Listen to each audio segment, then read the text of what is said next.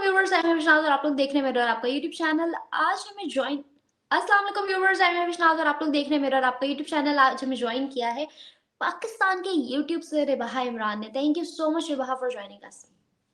Thank you so much Mahvish, क्या आपने मुझे बुलाया। ओह माय गॉड, इतने आंखों प्यार से जवाब दिए। पहले मुझे ये बताएं कि आपने ये काला चश्मा क्यों लगाया हुआ है? क्या मैंने काला चश्मा पे नाचने को बुलाया था आपको? धूम धड़कड़ा धूम, ओह ये तो बहंगी हुई बैठी है। Sorry sorry sorry Ribaha. बात तो रिबाहा, सच हम है। शर्मिंदा हैं, हमें अफसोस है कि आपको चोट लगी। हम शर्मिंदा है, अफजल तेरी खातिर जिंदा है। ओए होए होए! बहरहाल यार, जल्दी से ठीक हो जाओ, हम आपको बिल्कुल सही देखना चाहते हैं, चश्मे के बगैर देखना चाहते हैं। मुझे वाक़ई पहली दफ़ा देख के लगा मीम्स में कि ना आपने ये खुद को रोस्ट करने के लिए लगाया हुआ। अब आते हैं रिबाहा, आपके इस चश्मे जैसी कुछ हालत है, अंधा हो चुका है पाकिस्तान का इस वक़्त पॉलिटिकल इलेक्शंस का आपको सिस्टम। पता है मैंने क्या बोला था अभी ये? क्या बोला है? जो एंटी इंडिया जो है ना स्टेटमेंट्स आती है ना, उसमें एक शेर ये भी है। नाजिया मैम जो है ना, हमेशा ये बात करती होती थी पहले प्रोग्राम्स में कि एंटी इंडिया स्टेटमेंट रखने वाले लोग ये भी हैं। अफजल हम शर्मिंदा हैं, इस तरह की स्टेटमेंट्स रखते हैं, और आगे भी और भी है, लेकिन मैं बोलना नहीं चाहती। तो जो एंटी इंडिया स्टेटमेंट रखते हैं, तो फिर आज जो उनका हाल हो रहा है वो सब देख रहे हैं। पता नहीं रिबाहा क्या बोले जा रही है। आवाम को समझ आ गई है जो मैं बोलना चाह रही अच्छा हूँ। चलो जी, बहुत अच्छा है अगर मेरी आवाम को समझ आ रही है तो। अच्छा रिबाहा, आज का the most important question and the most important discussion topic is Pakistan के इलेक्शंस। पाकिस्तान में आपने देखा कि इलेक्शंस जो हैं सफल हो चुके हैं, मगर इतने घंटे गुजरने के बाद भी अनाउंसमेंट नहीं की गई, रिजल्ट सामने नहीं आए। And I guess it's first time in the history of Pakistan के 7 8 9 घंटे गुजरने के बाद तक रिजल्ट सामने नहीं आए। 24 घंटे गुजर चुके हैं, इंटरनेट सर्विसेज अभी तक चालू नहीं हुई। अभी तक सिम्स की जो सर्विस है वो अवेलेबल नहीं हो रही है, हर जगह हर चीज़ बंद है, all blackout in Pakistan. What's the reason behind? क्या लॉस हुआ है? क्या होगा आने वाले टाइम में? क्या पाकिस्तान में सिनेरियोज़ क्रिएट हो सकते हैं? हड़तालें शुरू हो जाएँगी, जल्द से जुलूस निकलेंगे, अवाम सड़कों पे निकलेगी, या एस्टैब्लिशमेंट और पाकिस्तान की जो है पॉलिटिशियंस खुश होंगे, सैड होंगे, फॉरेन कंट्रीज़ इसको किस तरह देखेंगी? इन तमाम सवालों के जवाब हमें चाहिए रिबाहा इमरान से। शुरू करते हैं रिबाहा। असल में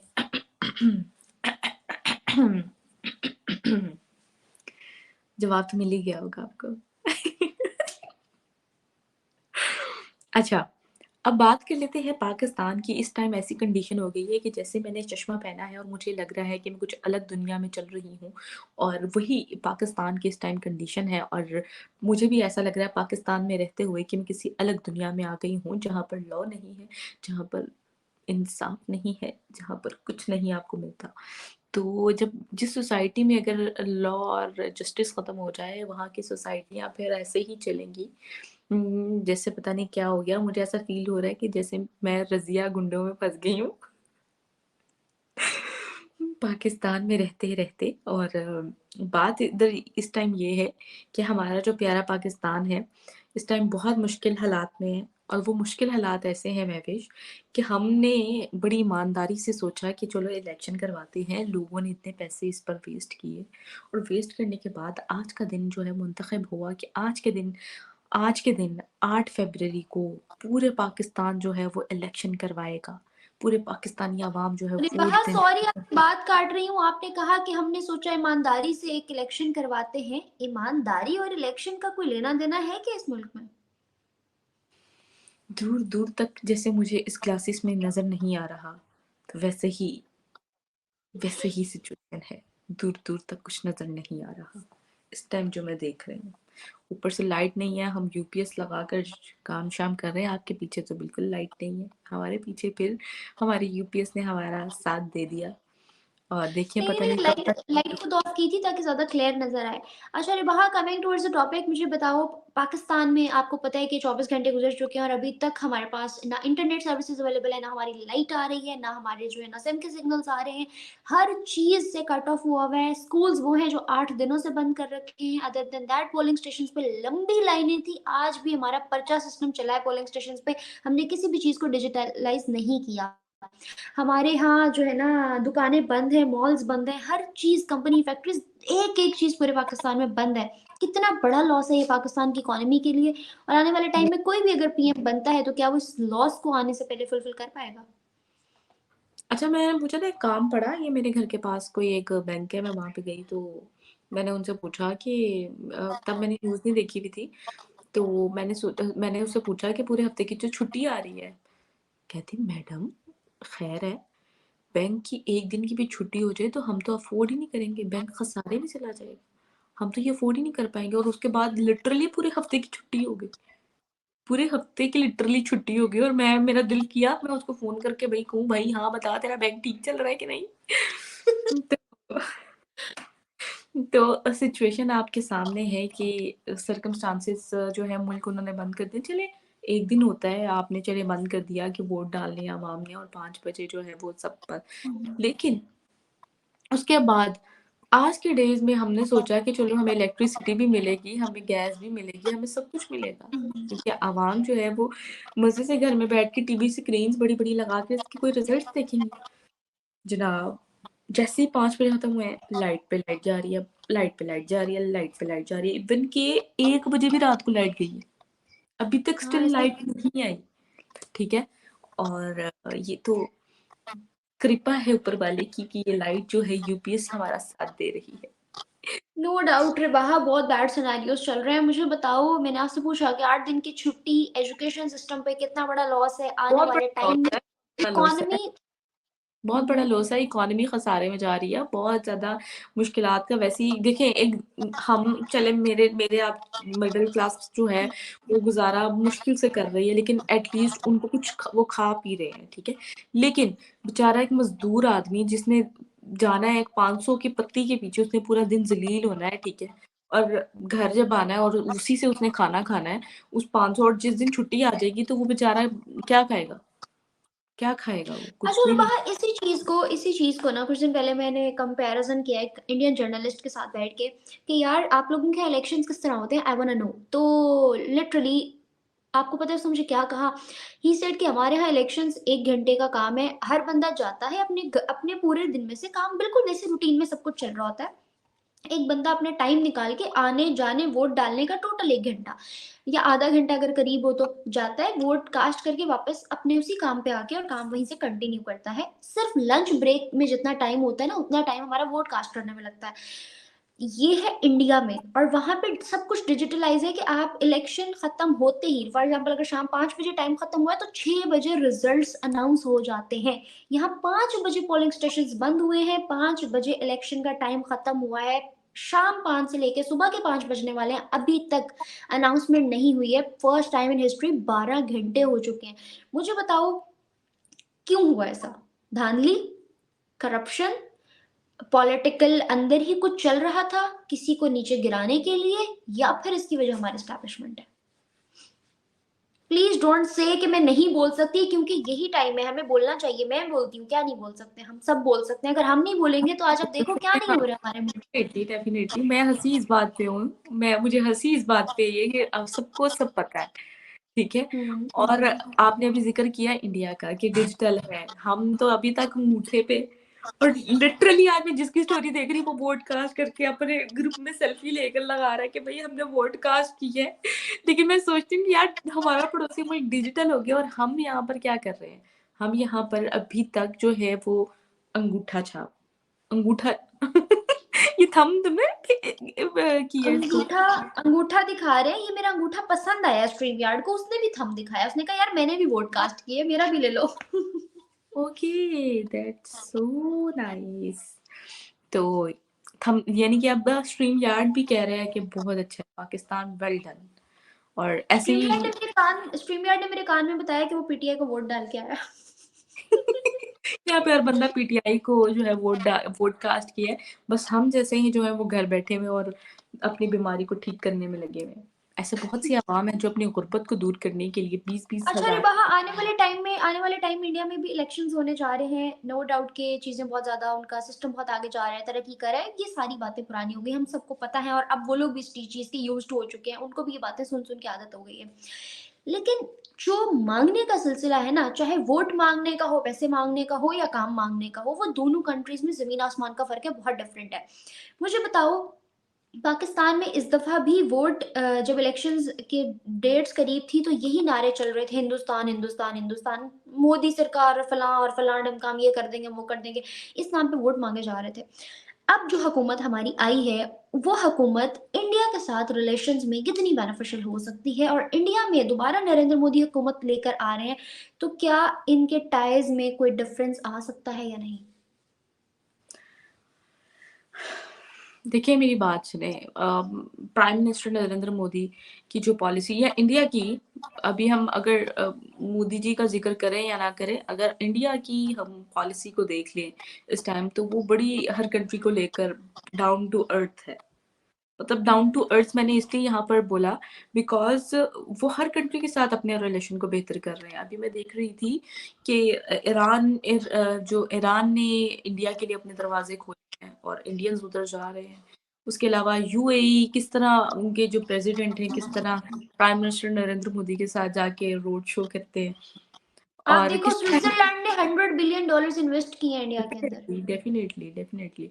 तो अब ये इन्वेस्टमेंट जो है वो एक ह्यूज इन्वेस्टमेंट है। आप हम ₹1 के लिए हमारा तो पूरा कर्ज़ा जो है, हम तो धन्य-धन्य हो जाएँ, हमें अगर इतने पैसे मिले और तो पूरा कर्ज़ा उतर जाए। ह हम जो यूएसए की वज़ह से किसी को फ़ेवरेटिज़्म नहीं आती, बल्कि हमारे मुल्क में हर काम यूएसए की बदौलत चल रहा होता है, तो उनकी बात मानना तो हमारा फ़र्ज़ है ना।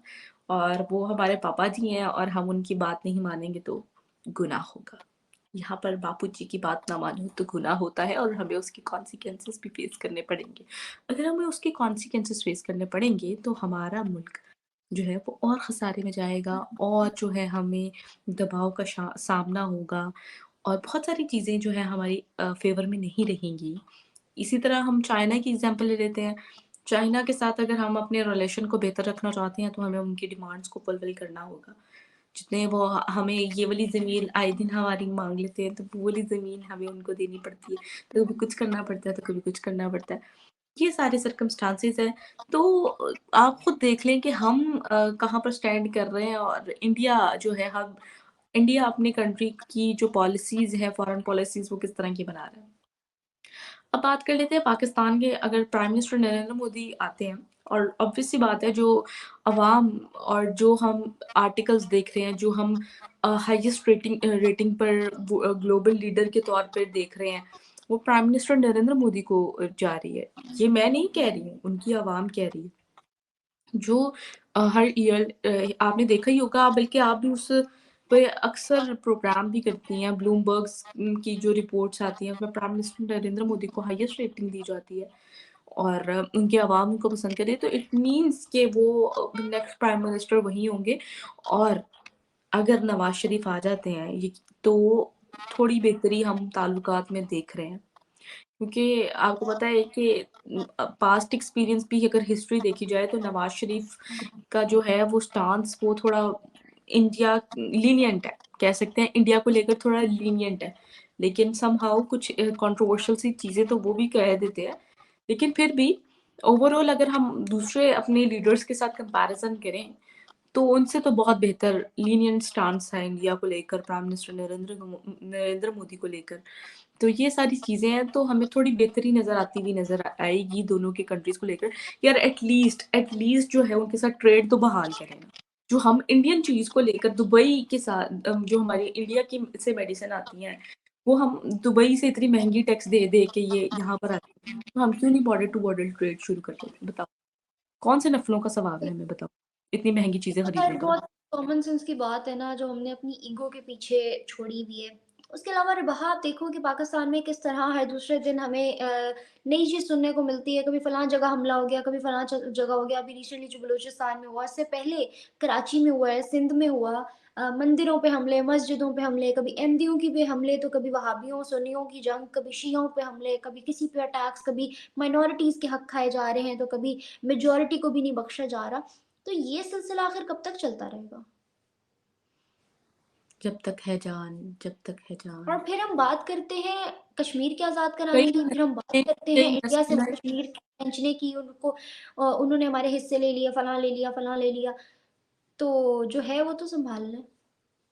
कई नस्लें, कई सदियाँ जो है वो कुर्बान हो गई। मज़हब की जंग ना ख़त्म हुई और ना ख़त्म हो सकती है। हुँ, आज भी देख लें, हम एशिया में देख लें, जितने भी इस्लामिक कंट्रीज़ हैं या कोई और भी कंट्रीज़ हैं, मज़हब को बहुत ज़्यादा सेंसिटिव वे में यूज़ करते हुए लोग एक-दूसरे की जानों के दुश्मन तक बन रहे हैं। इवन अपने पर्सनल इंटरेस्ट को सामने रखते हुए मज़हब में उसको डालकर उसको कत्ले-आम जो है, सरेआम हो चुका वहाँ है। लेकिन आज भी बहुत से, आप भी जर्नलिस्ट के साथ बैठती हो तो हर बंदा यही कहता है कि यार इस्लाम तो अरब से निकला था। आज वो लोग अपने ज़हन को जो है तंग नज़री से देखना छोड़ के दुनिया के साथ तिजारत कर रहे हैं, हाथ मिला रहे हैं, अपना उठना-बैठना, खाना-पीना अच्छा, सब कर रहे हैं। सब तो कर आप रहे हैं। लोग ऐसे क्यों बने हो? देखो अगर ये वही मैं आपको अभी क्या बात की कि पर्सनल इंटरेस्ट जहाँ पे अगर हम इतना रिलीजन मैटर को बीच में लेकर आते हैं ना तो फिर हम चाइना से क्यों नहीं ट्रेड बंद करते? वो हमारे पापा जी लगे हुए हैं। तो बताओ वो हमारे पापा जी लगे हुए हैं जो हम उनसे ट्रेड करें, वो भी तो जो है वो कितनी एंटी मुस्लिम या एंटी इस्लाम जो है वो स्टांस पाए जाते हैं चाइना में। किस तरह वो वहाँ पर मस्जिद डिमोलिश की जा रही हैं। बात सिर्फ इतनी है कि हम जो है चीज़ों को अपने पर्सनल इंटरेस्ट के हिसाब से देखते हैं, पर्सनल चीज़ों को देखते हैं। इवन अगर हम इस्लाम को ही देखें ना तो हमारे नबी पाक सल्लल्लाहु अलैहि वसल्लम जो हैं वो अदर जो रिलिजन के लोग थे उनके साथ कारोबार करते थे। हम उन्हीं को ही मतलब जो है मॉडल समझते हैं ना अपना, तो उन्हीं को ही देख लें, उन्हीं की चीज़ें कुछ ना कुछ अडॉप्ट कर लें कि हम दूसरों के साथ अपने रिलेशन को बेहतर करें। किसी के साथ किसी की जान जो है वो बहुत इम्पोर्टेंट है। आप जो मज़हब को लेकर अपने पर्सनल इंटरेस्ट जहाँ पे आ जाते हैं तो मज़हब का नाम डालकर उसको वैसे ही डिस्ट्रॉय करने की कोशिश करते हैं। कितना अनफ़ेयर है। और मैं यहाँ पर क्या क्या करूँ, सारी स्टोरीज़ मेरी भी आपके सामने ही हैं, ठीक है? तो चीज़ें बड़ी मेस में हैं यहाँ पर और आप कुछ करें, अगर आपकी और मेरी दुश्मनी हो जाए, चलें हम तो थोड़ा लिबरल हैं, हम तो इंसानियत को फ़रोग करते हैं, हमारे चैनल का मकसद यही है, अगर हमें थोड़ा-सा हो जाए ना तो हम एक-दूसरे पे जो है बिना यानी कि अपने पर्सनल इंटरेस्ट की खातिर जो है हम एक-दूसरे को जान लेने पर मजबूर होएँ और हम आप पर एलिगेशन लगाएँ कि आप जो हैं बेहुरमती करती रही हैं, आप तो इस तरह कर रही हैं, रिलिजन का मैटर बीच में ले आएँ। ऐसे हम ही ये है नहीं बाहर, करेंगे बात। यहाँ पे हमने इस चीज़ को इतना तंग-ज़हनी और तंग नज़री से देखना शुरू कर दिया है कि हमने हर चीज़ को इतना सेंसिटिव प्रॉब्लम बना दिया है कि लोगों का फ्रीडम ख़त्म होता जा रहा है।